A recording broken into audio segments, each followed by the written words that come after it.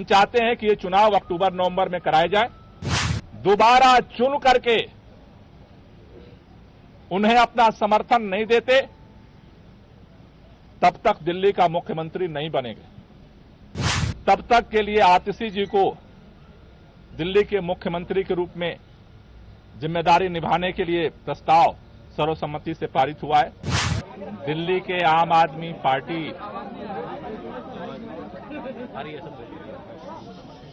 शांत हो जाइए आप लोग।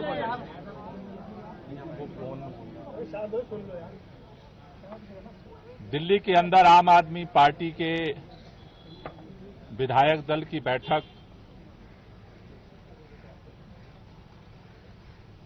बुलाई गई थी, जिस बैठक में दिल्ली के अगले चुनाव तक मुख्यमंत्री की जिम्मेदारी सर्वसम्मति से आतिशी जी को दी गई है। ये जो जिम्मेदारी दी गई है,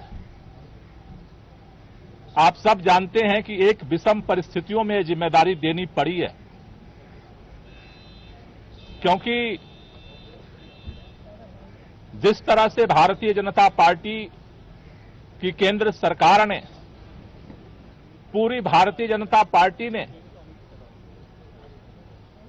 देश के माननीय प्रधानमंत्री जी ने षड्यंत्र करके, एजेंसियों का दुरुपयोग करके आम आदमी पार्टी को खत्म करने का, दिल्ली की सरकार को, देश के अंदर जिस तरह से सरकारों को तोड़ा गया उसी तरह से दिल्ली की सरकार को भी तोड़ने का जिस तरह से अभियान चलाया, उन सभी अभियानों को फेल करते हुए आम आदमी पार्टी ने अपनी एकजुटता को, विधायकों की एकता को, सरकार की स्थिरता को और सरकार के कामों को जारी रखा। इन्होंने ये कोशिश की कि अरविंद केजरीवाल जेल के अंदर इस्तीफा दे दें और सरकार को गिराया जा सके, लेकिन अरविंद केजरीवाल जी ने दिल्ली के लोगों के हितों के लिए, दिल्ली के लोगों के काम को जारी रखने के लिए निर्णय लिया कि जेल के अंदर हम इस्तीफा नहीं देंगे और जेल से सरकार चलाएंगे, और उन्होंने सरकार चलाई। लेकिन जेल से आने के बाद उन्होंने यह निर्णय लिया कि जिस तरह से अरविंद केजरीवाल की जो सबसे बड़ी ताकत है ईमानदारी की ताकत, उसी ईमानदारी की ताकत से अरविंद केजरीवाल जी ने दिल्ली के लोगों के लिए वो काम किया जो आज तक इतिहास में भारत की कोई राज्य सरकार नहीं कर पाई। लेकिन उनके ऊपर, उस ईमानदारी के ऊपर कीचड़ उछाया गया भारतीय जनता पार्टी की तरफ से, और उसको देखते हुए दिल्ली के मुख्यमंत्री अरविंद केजरीवाल जी ने जेल से आने के बाद यह निर्णय लिया